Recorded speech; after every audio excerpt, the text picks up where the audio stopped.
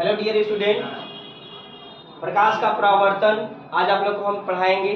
प्रकाश के परावर्तन में जो आज हेडिंग पढ़नी है इस लेसन के अंतर्गत वह है दर्पण का रेखीय आवर्धन। इस लेसन की लास्ट हेडिंग हम उसको मान रहे हैं। प्रकाश का परावर्तन में दर्पण का रेखीय आवर्धन क्या है? दर्पण का रेखीय आवर्धन क्या होता है? दर्पण द्वारा बने प्रतिबिंब की लंबाई तथा वस्तु की लंबाई के अनुपात को दर्पण का रेखीय आवर्धन कहते हैं। दर्पण द्वारा, यहाँ दर्पण का रेखीय आवर्धन, दर्पण का रेखीय आवर्धन, दर्पण का जो रेखीय आवर्धन होता है उसे m से नोट करते हैं और ये होता है दर्पण का रेखीय आवर्धन। प्रतिबिंब की लंबाई, प्रतिबिंब की लंबाई यानी I, लेंथ ऑफ इमेज, और होता है आपका वस्तु की लंबाई, वस्तु की लंबाई यानी O होता है। तो m बराबर I बटा O होता है। दर्पण द्वारा बने, वही बोल रहे हैं दर्पण का रेखीय आवर्धन किसे कहते हैं?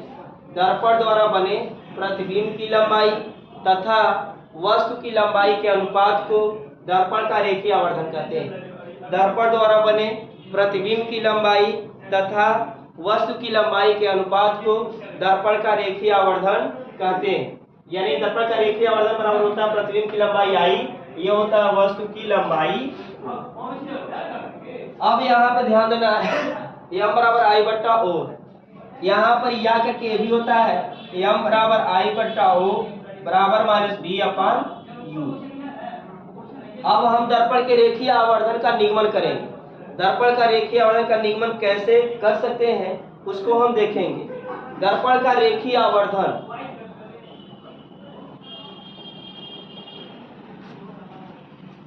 तो यहाँ से हम देखेंगे दर्पण का रेखीय आवर्धन का निगमन यानी m बराबर I बट्टा O बराबर माइनस B अपन U का निगमन कैसे किया जा सकता है। चलिए देखते हैं।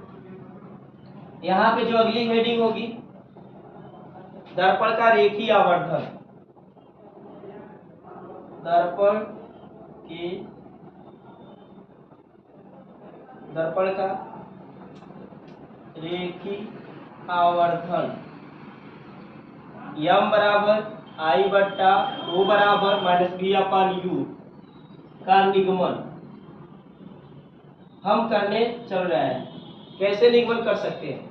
ये निगमन जो है आप एक परीक्षा में आ सकता है।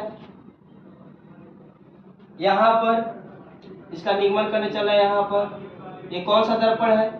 अभी कोई दर्पण नहीं है। जब तक पॉलिश नहीं तब तक कोई दर्पण नहीं। पॉलिश करेंगे तब दर्पण बनेगा, और पॉलिश करते ही यह कौन सा दर्पण बना है? अवतल दर्पण बना है। अवतल दर्पण कैसे जाने का अवतल दर्पण बना है? क्योंकि पॉलिश जो है उभरे हुए पृष्ठ पर किया गया है। तो यहाँ पर हो जाएगा बिंदु P, और यहाँ पर इसको हम आगे बढ़ा रहे हैं, और यहाँ पे एक वस्तु है AB, और यहाँ पे मुख्य समांतर प्रकाश किरणें चल रही हैं, और आने के बाद जहाँ भी काटेंगे वह क्या हो जाएगा? मुख्य फोकस कैपिटल M, और इधर से जो रेखा गुजरेगी वह क्या हो जाएगी? आपका जहाँ काटेगी वहाँ प्रतिबिंब बनेगा आपका A1 और ये बनेगा B1। इस बिंदु को हम C सेंटर मान रहे हैं, और यहाँ से थोड़ा सा रचना कर रहे हैं। B को P से मिला रहे हैं, B को P से मिलाइए, मिला दिए, और यहाँ पर A1 को P से मिला रहे हैं। ये वाला ऐसे मिला दिए, ठीक है, और ये वाला ऐसे मिला दिए। अब यहाँ पे त्रिभुज ABP और त्रिभुज A1B1 है। AB जो है वस्तु की लंबाई को O मान ले रहे हैं, और त्रिभुज A1B1 प्रतिबिंब की लंबाई को हम I मान ले रहे हैं। अब बताओ, वस्तु ऊपर है, प्रतिबिंब नीचे बन रहा है, उल्टा बन रहा है, इसलिए माइनस I लिखेंगे। क्या लेंगे आप? Minus I। यहाँ हो जाएगा माइनस I। यह किसका मान है? A1B1 का वैल्यू जो होगा माइनस I। माइनस क्यों लिखे? यहाँ पर माइनस चिन्ह केवल इतना ही बता रहा है आप लोगों को कि प्रतिबिंब जो बना है वह उल्टा बना हुआ है। प्रतिबिंब जो बना है वह क्या बना हुआ है? उल्टा बना हुआ है। इस चित्र को अच्छे समझिए कि हम बाहर बना दे रहे हैं। यहाँ पे समझ सकते हैं, ऐसे है आपका, यहाँ पे है AB, इसका मान कितना है आई, और यहाँ पे बना हुआ ऐसे, ये आपका है A1B1 अब प्रतिबिंब क्या बना है आई, ये वस्तु ऊपर है, प्रतिबिंब नीचे बन रहा है, यानी उल्टा बन रहा है, माइनस लगाएंगे। ये माइनस केवल यहाँ पे ये बता रहा है कि प्रतिबिंब उल्टा बन रहा है।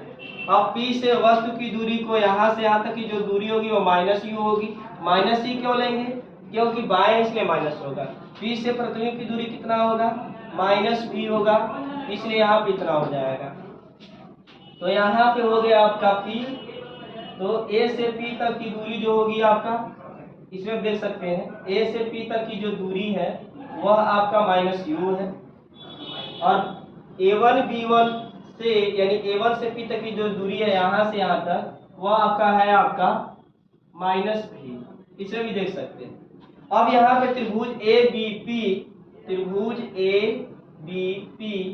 तथा त्रिभुज A1B1P समकोणिक है, और जब समकोणिक है तो लिख सकते हैं त्रिभुज ABP का लंब बटा त्रिभुज A1B1P का लंब। यहाँ लिख सकते हैं त्रिभुज ABP का लंब बटा त्रिभुज A1B1P का लंब बराबर यहाँ पे A1B1 ABP का आधार बटा त्रिभुज A1B1P का आधार। इसमें देख सकते हैं लंब ABP में लंब क्या है AB, तो AB हो जाएगा। त्रिभुज A1B1P में लंब कौन है A1B1, तो A1B1 हो जाएगा। त्रिभुज ABP का आधार क्या है ABP का आधार, तो AP। ABP में आधार AP, A से P तक आधार है तो AP हो जाएगा। त्रिभुज A1B1P का आधार A1B1P में आधार है B1P, यहाँ पे 90 अंश, यहाँ भी 90 अंश, तो ये हो जाएगा B1P। क्या हो जाएगा आपका B1P, ये हो जाएगा आपका B1P। अब ध्यान दीजिए AB का मान रखेंगे, AB का मान कितना होगा O, यहाँ पे हो जाएगा आपका O। A1B1 का मान कितना है माइनस आई, तो माइनस आई हो जाएगा। फिर यहाँ पर है आपका AP, A से P तक की दूरी, AP का मान है A से P तक कितना है माइनस यू। B1 से P तक का वैल्यू कितना है माइनस भी, तो माइनस भी हो जाएगा, माइनस से माइनस कट जाएगा, ये आपका हो जाएगा O बटा माइनस आई, ये आपका हो गया U अपान V। समीकरण के दोनों पक्षों को हम क्या कर रहे हैं, पलट दे रहे हैं। ये माइनस आई पर पहुंच जाएगा माइनस आई, नीचे कितना हो जाएगा O, ये ऊपर पहुंच जाएगा V अपान कितना हो जाएगा U, या माइनस इधर इसको इधर भी कर सकते हैं, तो I बटा O बराबर हो जाएगा आपका माइनस V अपान U। अब देखिए इस फिगर को हम मिटा रहे हैं, इसको फिगर को आप लोग अलग से बना लेंगे तो अच्छा रहेगा समझने के लिए। अब देखिए यहाँ पर हम पढ़ चुके हैं कि m बराबर होता है I बटा O। ये बताइए I बटा O के जगह पर m लिख सकते हैं ना, तो यह m हो जाएगा, ये हो जाएगा माइनस V अपान कितना U। अब हम देख रहे हैं कि m बराबर I बटा O भी होता है और m बराबर माइनस V अपान U होता है, यानी m बराबर दोनों होता है, m बराबर I बटा O और m बराबर माइनस V अपान U होता है। तो m बराबर कितना हो जाएगा I बटा O बराबर माइनस V अपान U। इसका तात्पर्य यह है कि m बराबर I बटा O भी है और m बराबर माइनस V अपान U भी है। आज के सेशन में बस इतना ही, लेकिन आज आप लोग को हम एक चुटकुला सुनाना चाहते हैं। जाते जाते एक चुटकुला सुन लीजिए। एक चुटकुला इस प्रकार है, अब चुटकुला भी इस प्रकार होने लगा।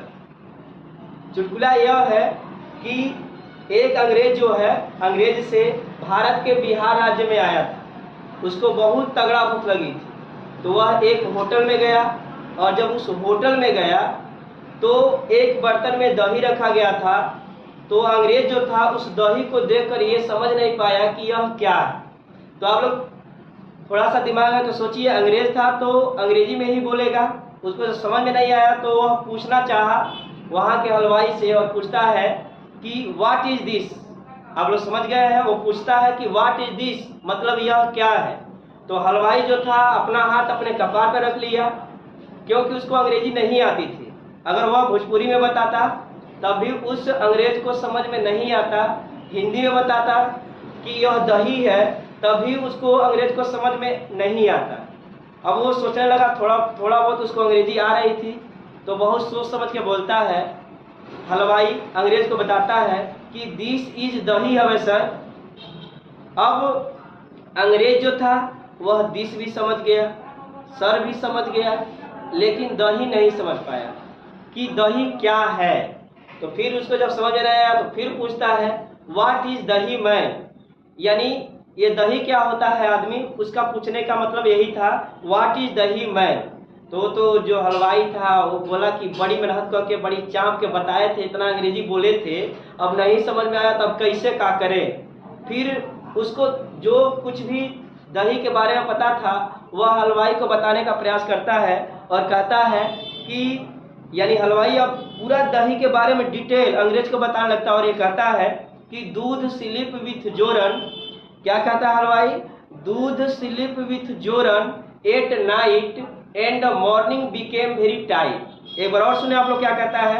दूध sleep with joran at night and morning became very tight, it swad is very खटूरस, इफ यू कैन इट छुछे मुँहे योर टीथ इज कोट।